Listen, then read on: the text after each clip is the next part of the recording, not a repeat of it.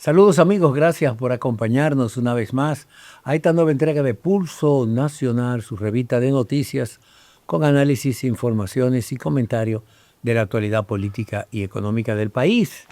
Agradecemos a los que nos siguen a través de BTV, Canal 36 y todas las frecuencias de cable a nivel nacional y los que nos siguen también a través de las redes sociales como Pulso Nacional TV. Hoy tendremos una interesante entrevista con el licenciado Manuel Castillo, destacado economista, con quien abordaremos un tema de sumo interés. Vamos a una pausa y regresamos de inmediato con el pulso de las noticias.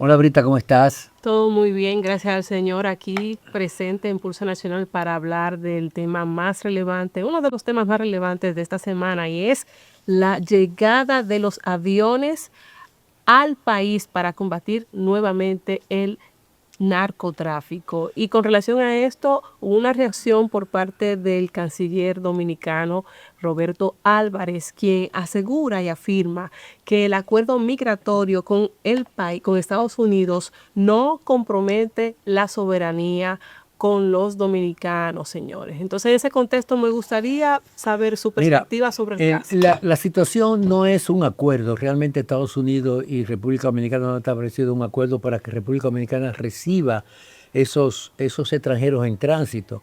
Es un memorando de intención que se firmó cuando aquella reunión que hicieron los jefes de Estado en Estados Unidos con el presidente Donald Trump para crear lo que llamaron el escudo de las Américas. Permitiría, República Dominicana autorizó que el territorio dominicano sea utilizado para recibir a esos extranjeros deportados de Estados Unidos en tránsito. El canciller aclaró que no se trata de una violación a la soberanía, ni tampoco una migración que vamos a recibir.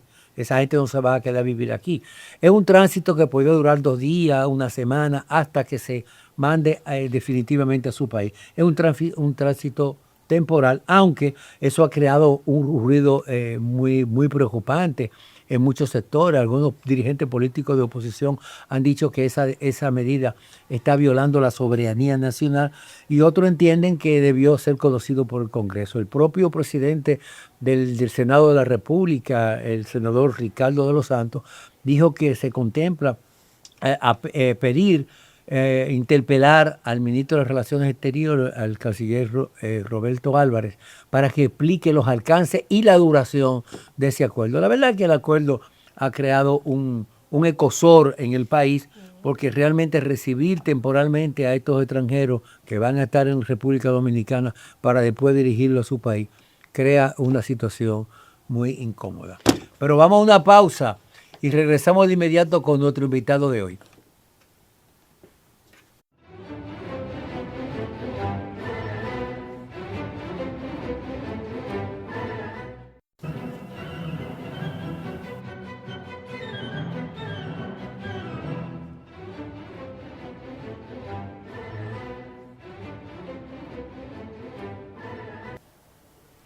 Bueno, la tensión internacional amenaza con una gran crisis económica mundial, global, por la guerra desatada entre Estados Unidos, Israel e Irán.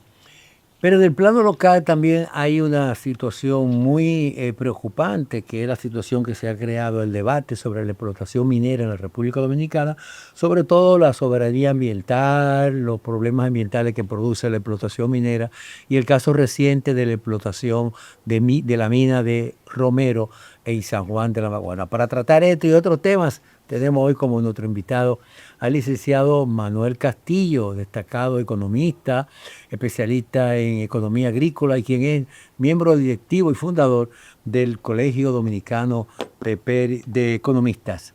Don Manuel, ¿cómo se siente? ¿Cómo está todo? Muy bien, gracias a Dios. Qué bueno, qué bueno. Mire, ¿qué tan grave puede resultar para la economía mundial una escalada militar prolongada de esta guerra de Estados Unidos, Israel e Irán? Bueno, a escala mundial la repercusión puede ser catastrófica. Entienda que en un punto tan delicado que se encuentra la economía basada sobre la dependencia del petróleo, nosotros vamos a tener que cualquier cosa que pase, no importa la distancia, en Israel, Irak, nosotros lo vamos a sentir de forma directa. Yo tuve una oportunidad justamente un año después de la guerra de Israel cuando Irán, Ajá. cuando Irak, Con Irak. en 1990, y pudimos vivir allá no solo la tensión, sino la repercusión de forma directa. Y ahora mucho más a nosotros, los países más dependientes del petróleo. Entonces yo creo que se tienen que manejar con mucha delicadeza, inclusive para la parte del terrorismo, lo que significa para ellos. O sea, para ellos morir no les importa. Entonces ellos pueden tomar represalia con los países que nosotros ya hemos mostrado apoyo a los Estados Unidos. En el caso dominicano, ¿estamos preparados para una crisis petrolera prolongada? No creo que haya la reserva, ni tampoco poder soportar en subsidio todo lo que tiene que ver para poder soportar esta crisis.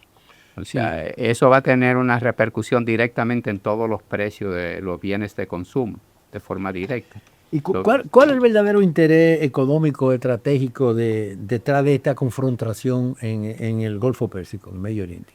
Bueno, una es para tener el control de sus recursos, el problema también es control político. Tenemos que entender que Israel es prácticamente Estados Unidos, o sea, es todo lo que sucede allí, y tener el control más económico y impulsar toda la parte de hegemonía sobre la parte política. Entonces es el caso que más está buscando, que usted dice, ¿qué busca Estados Unidos tan lejos? Precisamente eso, para tener un control generalizado, que nos lleva a todos nosotros a esto. Mucha gente se pregunta por qué una guerra tan distante termina afectando los bolsillos de los dominicanos. Y es que en economía hay una economía global. Lo que sucede en cualquier país se repercute en casi todos los territorios y más de las tres grandes líneas. Estamos hablando de China, Estados Unidos y Rusia. Cualquier cosa que ese equipo haga va a tener repercusión en todos nuestros países. ¿Cuáles productos serían los primeros en aumentar de precio en la República Dominicana de mantenerse esta situación crítica por el impacto del petróleo precisamente? Todo lo que los productos agropecuarios, combustible, transporte, energía. Sí, porque tiene una repercusión en todo lo que es la producción. Ahora, los alimentos también, sí, los alimentos en toda la parte de la agropecuaria tiene una repercusión de forma directa. Y el transporte. Entonces yo creo que... ¿Y podría afectar también al turismo y la tasa del dólar? De hecho, porque va a tener una presión, porque usted va a tener que necesitar más recursos para comprar la misma cantidad de petróleo que necesitaba. ¿Por qué? Porque está más caro. ¿A cómo está ahora mismo el petróleo? ¿Cuánto cuesta un barril? ¿Cómo usted hizo el presupuesto? Usted presupuestó una economía a un petróleo a $65 el barril y mira cómo está. Entonces, inmediatamente tiene que hacer un ajuste presupuestario. Entonces, eso no afecta de forma directa. También subsidios, como lo ha mantenido el gobierno. Ha mantenido subsidios a sectores clave. Y suicidio. La economía. Ajá. El subsidio a la economía. Ajá, el subsidio y el suicidio. Sí. ¿Por qué decimos esto? Porque no lo va a poder mantener por mucho tiempo. No, claro. Son medidas temporales, por supuesto. ¿Cuál es la base de nosotros? O sea, ¿qué hacemos nosotros para generar... La economía nuestra depende de la exportación de algunos bienes de productos básicos, de turismo, de zona franca y y de las Y remesas. de la remesa. Entonces, si usted, Servicio y producción, principalmente servicio.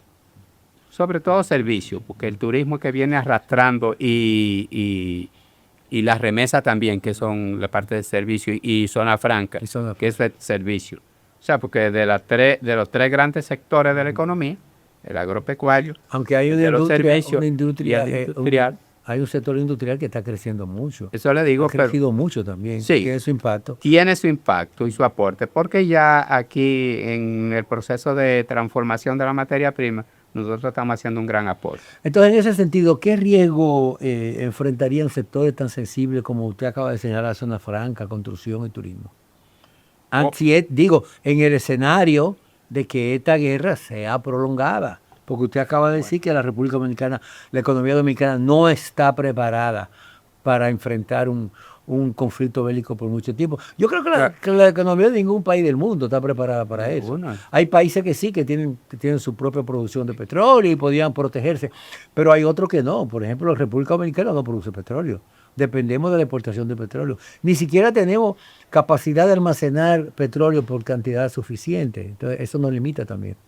Sí, precisamente. Oiga, ¿qué sucede? Durante más crece, más se autoderrota en ese proceso. O sea, el sector industrial nuestro, que depende totalmente de ese, el sector de los servicios, va a llegar el momento que se ahoga en la cuestión del alza de los precios del combustible.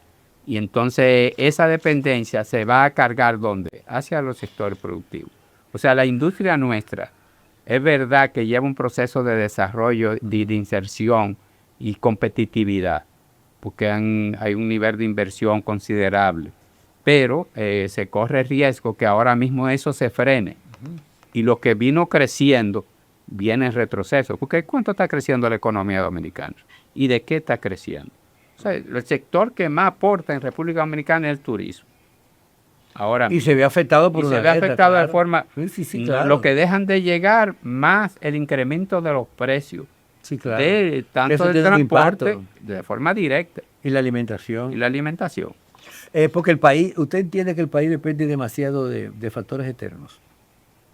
A no ser una economía Prácticamente, autosuficiente, sí. sí dependemos mucho de factores externos. Nosotros, usted no Aunque oye- alimenticiamente Sí. tengo entendido que tenemos más o menos un equilibrio. Más o menos, Más o pero menos. si usted se pone a decir todos los bienes de No consumo de somos aquí, autosuficientes. no. Pero cubrimos bastante. Cubrimos bastante. Cubrimos bastante. Y Porque ha habido crisis económica. ¿Cómo fue el fuerte. caso? Sí, como fue el caso de, por ejemplo, la del pandemia. COVID, ajá. Sin embargo, los productos pudieron haber aumentado de precio, pero no había un desabastecimiento. Usted encontraba lo que usted quería. Sí. Más caro, pero lo encontraba. Lo encontraba. Correcto. O sea, no, eso tenemos que reconocerlo. Porque tenemos un nivel de productividad que se ha ido logrando de manera simultánea, como es el caso en la agropecuaria del aporte de los invernaderos, de las condiciones de esto. La productividad ha mejorado bastante.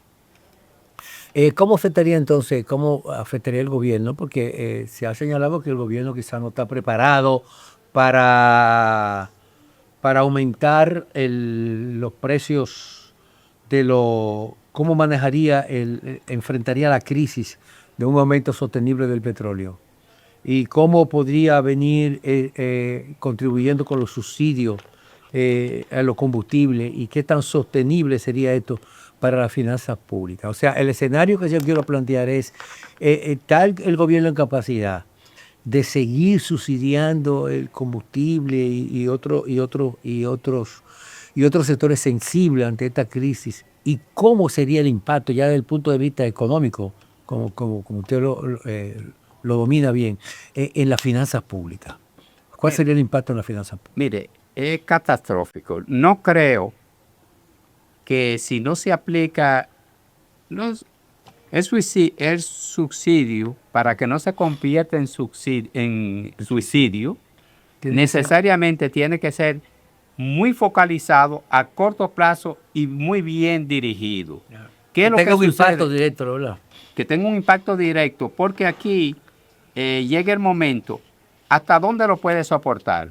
Mire, la capacidad de endeudamiento nuestro se está llegando al techo. ¿Con qué nosotros vamos a soportar estas condiciones si no tenemos una reserva considerable de recursos? que no podía. No estuvimos pensando, esta fue una eternalidad que pasó. Sí, claro. Y llegó, pero no agarró con la mano arriba. No agarró con la mano en alto. Entonces, si usted no viene y repiensa con los pocos recursos que tiene y lo bien dirige, lamentablemente eso va a tener en las finanzas públicas inclusive inflación, porque va a venir viene de manera generalizada un alza de precios, Claro. porque no hay las condiciones de goce. Entonces, en las finanzas públicas le va a afectar de forma directa porque ahora se van a necesitar más dólares para poder traer el petróleo. Y un subsidio mucho más intenso si de prolongarse esta crisis. Esta semana hubo una reunión entre el presidente de Estados Unidos, Donald Trump, y el presidente chino, Xi Jinping, y parece que se está buscando una forma de frenar ya la guerra o de negociar, porque son dos grandes potencias. China es una gran potencia mundial, la primera potencia industrial del mundo, y casi más del 50% de lo que consume el mundo se produce en China, es la gran fábrica del mundo. Estados Unidos sigue siendo una potencia militar muy importante y tiene mucha influencia en la geopolítica por su hegemonía que mantuvo como imperio durante mucho tiempo, aunque algunos analistas consideran que es un imperio ya en decadencia. Pero son dos grandes potencias y de seguro que su determinación va a influir definitivamente y decisivamente en lo que podría ser el futuro de la economía mundial. Ojalá que eso podría realmente resolverse a un corto plazo y que esta guerra no se prolongue, porque la verdad es que está afectando a la economía a nivel mundial.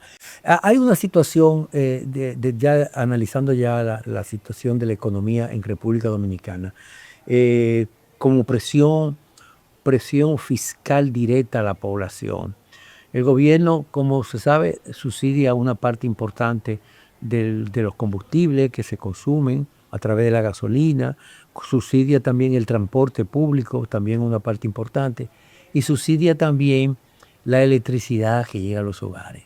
Pero parece que ese subsidio no se puede mantener por mucho tiempo. Y hay una situación, y la situación que se presenta es hasta qué punto se hace necesario entonces que el gobierno adopte medidas adicionales como la esperada reforma fiscal integral que podría realmente permitir al gobierno disponer de mayores recursos. ¿Y cuál sería su impacto en República Dominicana? No tan solo desde el punto de vista económico, sino desde el punto de vista de generación de empleo y desde el punto de vista político. Me gustaría que usted respondiera esta pregunta después de esta pausa.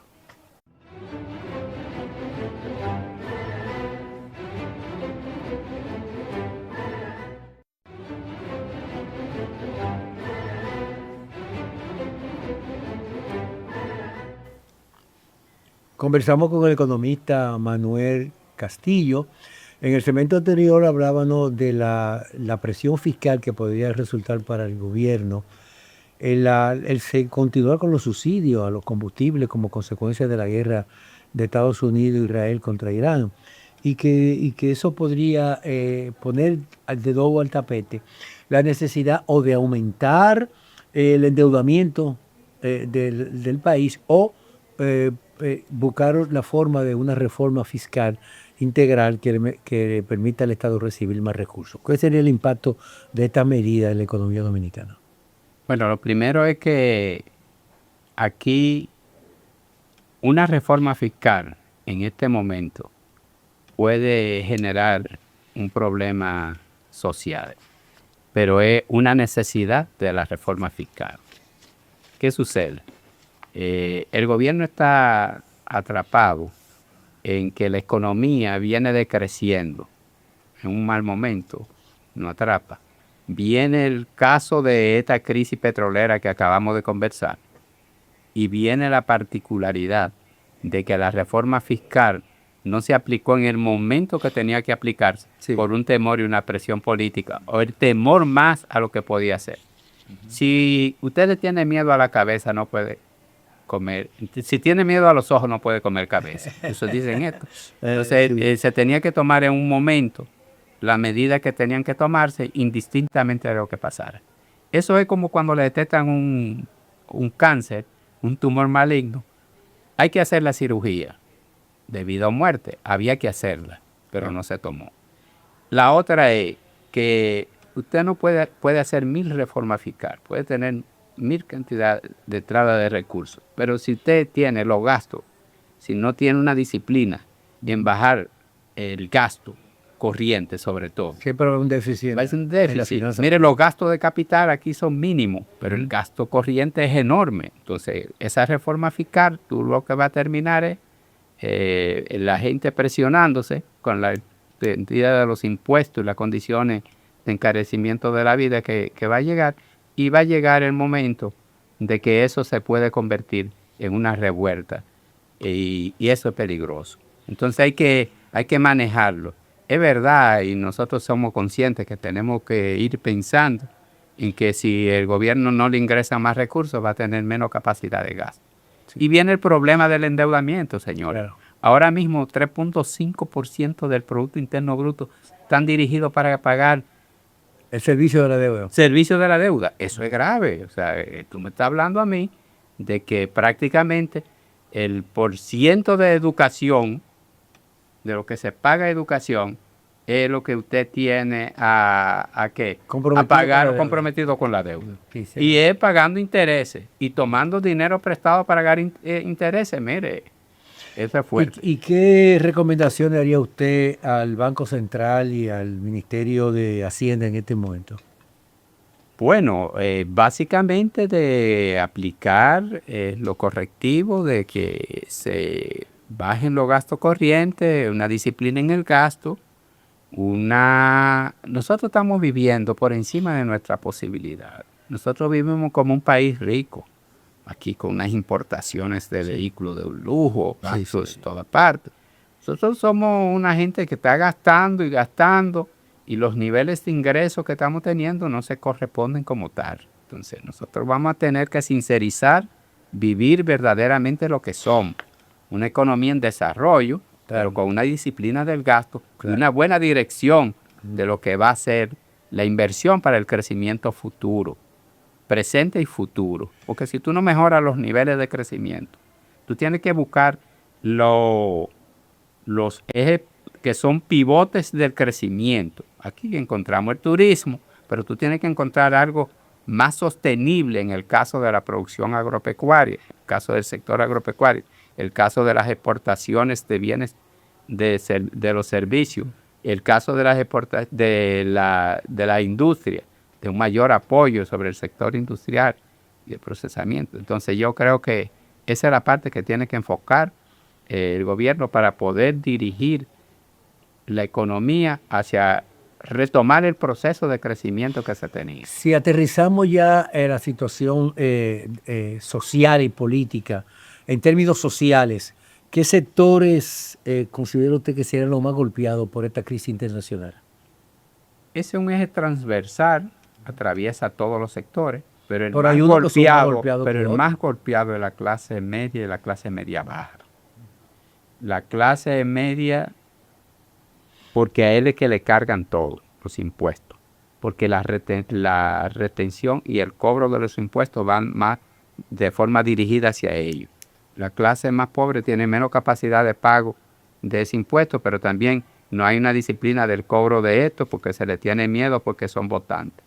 Y la clase alta, que magos, manejando los impuestos y pagan asesores de cómo yo evado.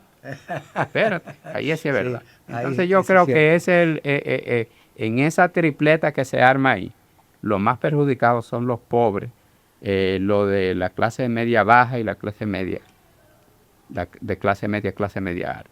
¿Qué enseñanza deja esta guerra para la dependencia energética de un país como la República Dominicana? Que debemos depender menos de una generación eléctrica a base de los fósiles. Nosotros tenemos condiciones hidroeléctricas para ir mejorando de la generación a menor precio. Tenemos un sol ahí que usted ve como el hermano sol, ese rubio para tirándonos candela permanentemente y nosotros no lo aprovechamos. El viento, y también el viento con la energía eólica. Entonces yo creo que hacia ahí debe dirigirse. Pero una contradicción, porque aquí tenemos esas condiciones, ese potencial, nosotros no lo aprovechamos. ¿Cuántas horas de sol tenemos nosotros? Nosotros no lo aprovechamos. Usted se va al suroeste. Ahora fue que vi muy atinado que se están instalando ahí en Baní algunas generadoras de energía solar. Muchas, o sea, considerable. Pero debe aprovecharse mucho más, porque el suroeste, ahí es que duerme el sol. O sea. Bueno, hablando del sur, me gustaría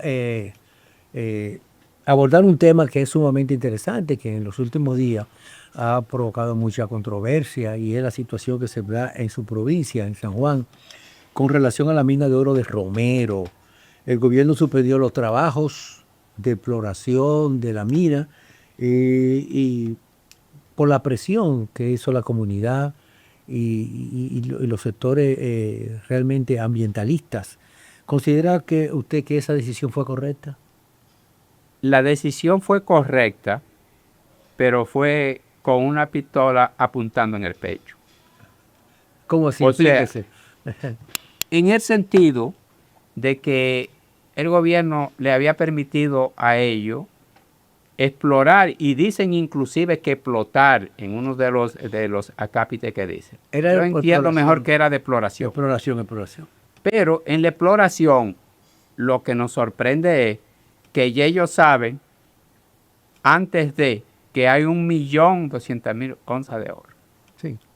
En la exploración. O sea, yo no puedo antes de yo terminar de hacer el diagnóstico, de determinar que eso es así tajante. Puede ser más, puede ser menos, pero tú no has terminado siquiera de hacer el estudio. No has terminado de hacer el estudio para saber la cantidad y la calidad de lo que hay allí. Pero está bien. ¿Qué sucede? No es que es pecaminoso de la extracción del oro. Lo que es grave es donde está alojado ese recurso. Los daños ambientales. Los daños ambientales. Aún así, en otros puntos donde es una parte tan sensible como esa cordillera central, es grave por los antecedentes que ya nosotros tenemos de la extracción y los daños colaterales que genera. Pero en el punto donde está, es un crimen de lesa humanidad. Claro. De lesa patria primero, porque va a afectar todo el corredor de dos regiones, la región del Valle y la región Enriquillo. Y ese sector llega a que usted está comprometiendo 2 parques nacionales y 4 presas. Palomino, la presa de Montegrande, la presa de Sabaneta y la presa de Sabanallego. La Sabaneta, sí. Eso ha costado todo el dinero del mundo en el momento que se hizo la inversión. Y se usted por dos, por eso. en peligro total, porque tú estás hablando que lo que va, el principal tributario del río Yaque del Sur, el río San Juan. Entonces eso va a afectar de forma directa. Pero peor aún, estamos hablando de que nos vendieron que el Valle de San Juan se está cayendo y que se está muriendo y que no hay ningún potencial, que solo va a depender de la mina. De la minería. Nosotros ahí tenemos, quiero decirle a ustedes, que es de las regiones más ricas que tiene la República Dominicana. Fuimos bendecidos por Dios. Tenemos 3.500 kilómetros cuadrados. Es la provincia más grande de República Dominicana. La provincia de San Juan. Y de ese total, el 50% son tierras con vocación agropecuaria y con todas las condiciones. Estamos hablando de 1.5, 1.7 millones kilómetros cuadrados. O sea, es el granero dominicano. Sí, pero el potencial que tiene para la agropecuaria. Ahora, ¿qué es lo que ha sucedido? Y el resto está para la reserva científica, para la reserva forestal y para lo que es los parques nacionales, que son 4 condiciones de este. En ese sentido, le quiero decir que tenemos un potencial tenemos un potencial con que nosotros abastecer de todos los rubros básicos, no solo aparte de República Dominicana, sino para exportar hacia Haití, por lo que tenemos. O sea, las condiciones del terreno y la cantidad que hay. Pero no tenemos un plan de desarrollo. Eso no es cierto. Es la primera vez en la historia, yo soy economista planificador, que yo veo y escucho que usted ya tiene un financiamiento de 250 millones de dólares que se lleva. Se lanzó esa licitación en el 2013 de 12.700 millones de pesos para el Valle de San Juan. Se lanza una licitación de que se va a ejecutar. De eso el BID aportó 35 millones de dólares y el Estado Dominicano 3.5 millones de dólares. Estamos hablando de 38 millones de dólares. Para el Plan San Juan. Y que ellos le llamaron 200 millones. 200 millones de dólares, 250 millones de dólares. Es lo que el gobierno había estimado en el 2013. Ahora, no es siquiera cómo tú vas a determinar algo que tú no has hecho un diagnóstico acabado y una línea programática hacia dónde tú debes dirigir la inversión. Se pone a tirar números y a soltar números y cosas como esta. Lo primero es hacer el estudio, de hacer un plan de desarrollo con un plan estratégico, con los lineamientos estratégicos básicos, de hacia dónde vamos, cuál es la región que queremos dentro de los próximos 30 años. ¿Y qué queremos producir? ¿Y qué vamos a producir? Identificar qué debemos producir. ¿Y qué tenemos capacidad para producir? O sea, no es lo que yo quiera, sino es para la actitud de los suelos. Las condiciones y las condiciones que existen en el territorio. Y es fácil de hacer. Es fácil de hacer. Hay varias posiciones, licenciado Castillo, y es uno que dicen que las intenciones originales de la compañía que pretende explotar el oro de la provincia de San Juan, que era de empezar esa explotación por la Loma Romero, pero que realmente la intención de ellos era hacer de toda la región un circuito minero, porque esa misma empresa tiene permiso de exploración en 13 zonas, 13 permisos de exploración en esa zona. Entonces, eso sí sería una verdadera tragedia si se convierte como usted acaba de señalar, una región con tanto potencial agrícola que puede ser el granero del país y exportar a otros mercados, se convierte solamente en exportación minera. Y su impacto quedaría en la vida de la gente, porque ahí están esas fuentes acuíferas que dependen de ello. Entonces, hay también quienes han planteado la idea que se podría hacer un circuito energético por las condiciones que tiene la región para pequeñas presas, utilizando el sol, los vientos y producir energía que podría incluso generar más recursos al Estado y de bienestar a la población que la misma explotación minera. ¿Cómo puede manejarse el equilibrio económico entre explotación minera, producción agrícola y protección del medio ambiente? Hay un poco conflictivo porque no es que es excluyente, pero es muy conflictivo lo que se puede generar allí. No han vendido de que ya San Juan no es el granero del sur. Y no sé con qué intención, si era para hacer la propuesta de la verdadera recomposición de lo que iba a ser una zona minera, por lo que ya ellos sabían y conocían de lo que usted acaba de externar. Y es verdad, de San Juan, del Parque José del Carmen Ramírez, J. Armando Bermúdez, hacia todo el litoral, hacia Haití, está lo que se llama, en esa cordillera central, un corredor considerable minero y sobre todo de oro.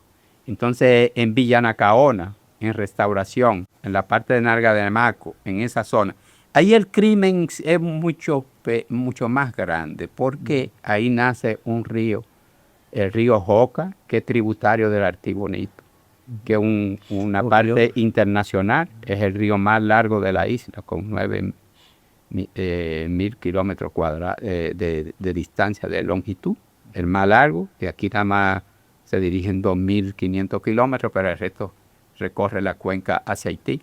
Pero dañaría toda esa zona.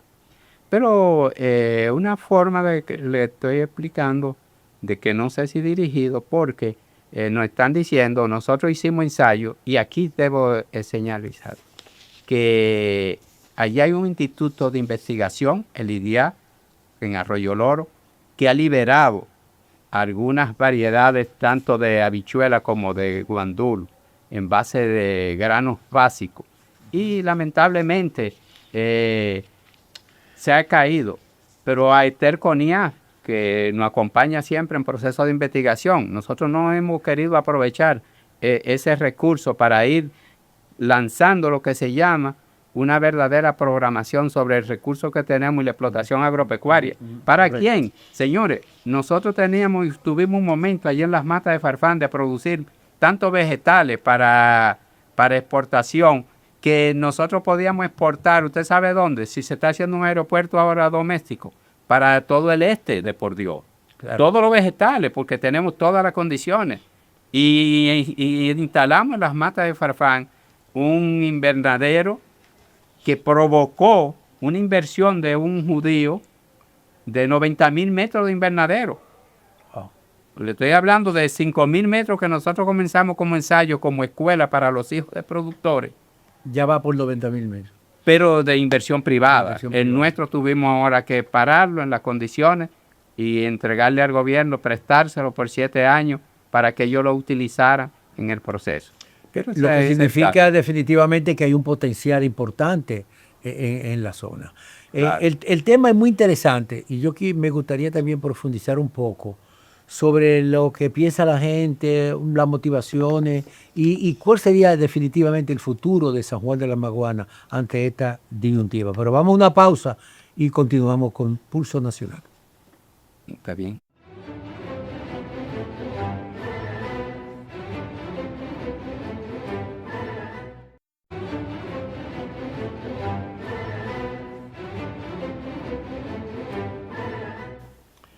Conversamos con el economista Manuel Castillo.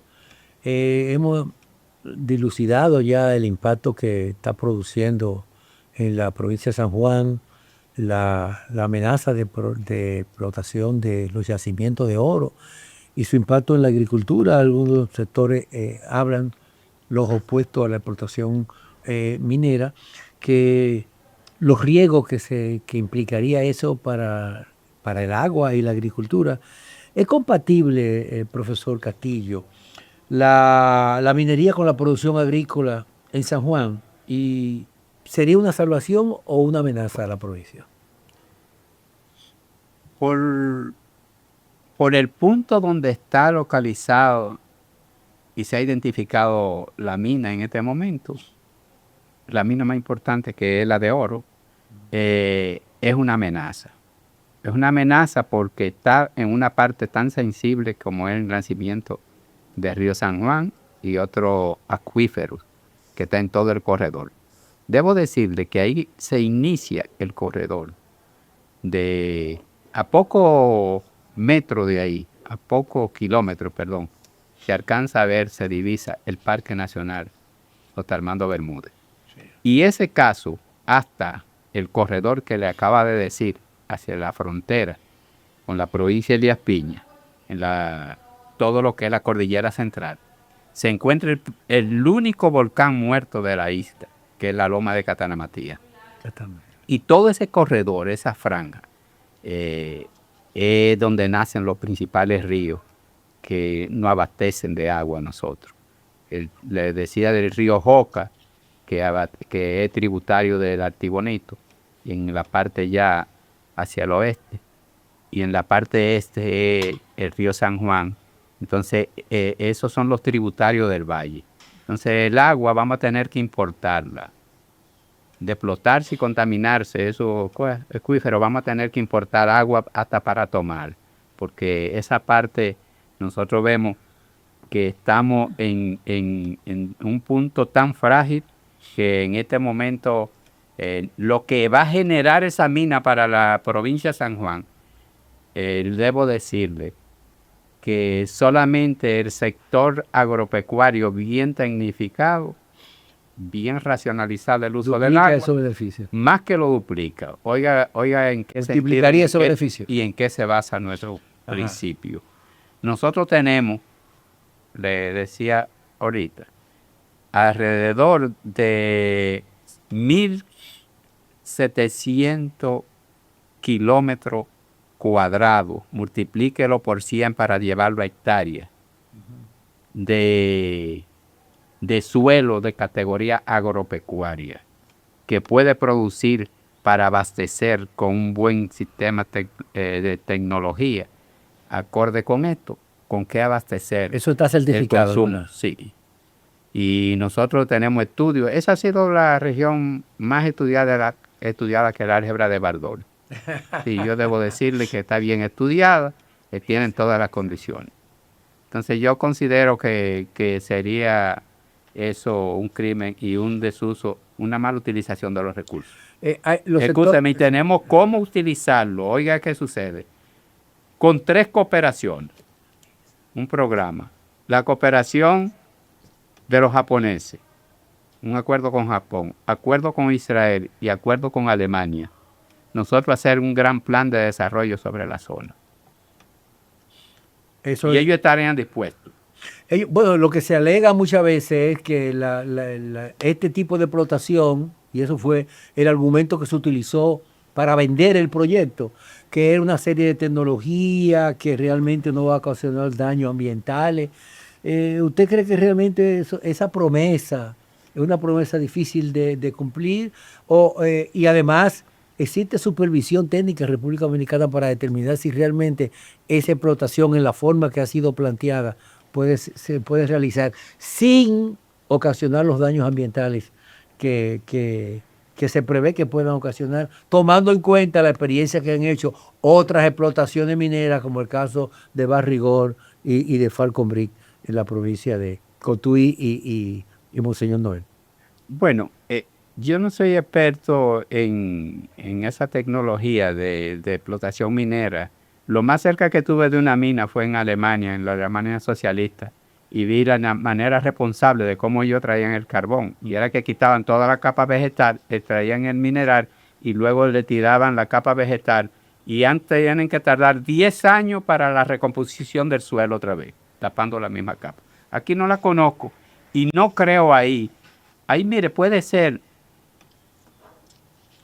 Usted sabe la cirugía que se está utilizando mucho ahora en Dominicana con la robótica. Sí, la tecnología, inteligencia artificial. No le he visto todavía que la utilicen ahí para extraer el oro, sin afectar el acuífero que nace dentro de ella. O sea, es muy difícil. Es muy difícil y para mí casi imposible. El proceso que conlleva, de acuerdo a lo que he estudiado, de volver y lavar ese oro. ¿Con qué se lava el oro? ¿Y en qué condiciones? Entonces, para mí son incompatibles ahí donde está. ¿Usted consideraría que sería más caro para el país explotar Romero o dejarlo así? ¿Qué sería más beneficioso? Es más beneficioso dejarlo ahí para que la generación futura ya tenga el chance de que desarrollaron una tecnología que estuve acorde y pueda ser compatible, y nosotros seguir, invertir abajo y utilizar bien el sistema de riego para tener mejores condiciones de la explotación y de los recursos que tenemos para la provincia y para el país inclusive, porque no creo que las negociaciones ahora del oro y las condiciones que me van a tocar a mí va a subsanar muchas cosas para el país. O sea, ya tenemos la experiencia de aquí con la que podemos comparar cuánto estamos recibiendo y cuánto mandamos. Ni sabemos lo que mandamos, de por Dios. Porque nosotros no tenemos un equipo técnico ahí supervisando la cantidad que se tiene. Bueno, se cree que ese tema ha sido un tema, hay algunos sectores que entienden que ha sido muy politizado por los intereses que se mueven. Hay poderosos intereses detrás de ese tema. Entonces, lo ideal sería que se mantenga la suspensión que dispuso el presidente, que se estudie otra alternativa, y quizá lo que más convendría al país, de acuerdo a los señalamientos que usted mismo hace, sería lo de dejar esa reserva de oro donde está y sí aprovechar este boom que se ha hecho con la provincia de Santa Ana para relanzar a la provincia y toda la región como una gran potencia agropecuaria, y la idea de un circuito energético también aportaría mucho más que lo que pudiera quizá aportar la explotación minera sin poner en riesgo la vida con el agua. Muy atinado ese planteamiento suyo, muy atinado, porque en realidad así es que nosotros lo entendemos. Y ahora esa prioridad, nosotros utilizarlo y arrancar sobre un plan de desarrollo regional, un plan de desarrollo de toda la región, pero con los lineamientos estratégicos bien claros. Y lo que nosotros nos ofrecemos como técnico, la Fundación para el Desarrollo de las Matas de Farfán, para hacerlo al costo, o sea, lo que se gaste, y nosotros con todo el equipo técnico, traer equipo de fuera, especialistas en diferentes disciplinas, mediante acuerdos. Un plan de desarrollo integral de toda la provincia. ¿Hacia dónde vamos? ¿Cuál es la provincia que queremos dentro de los próximos 30 años? Y quizá en el país se imponga también la necesidad de crear un pacto nacional sobre minería y desarrollo agrícola para dejar esos lineamientos definitivamente esclarecidos. Okay. Don Miguel, don Manuel, se nos agotó el tiempo. Bueno. Lamentablemente se agotó el tiempo, quedaron muchos temas por analizar. Fue una excelente conversación hoy. La invitación está abierta para en otra oportunidad poder compartirlo aquí. Y a ustedes, amigos, les invitamos a encontrarnos la próxima semana en otra entrega de Pulso Nacional.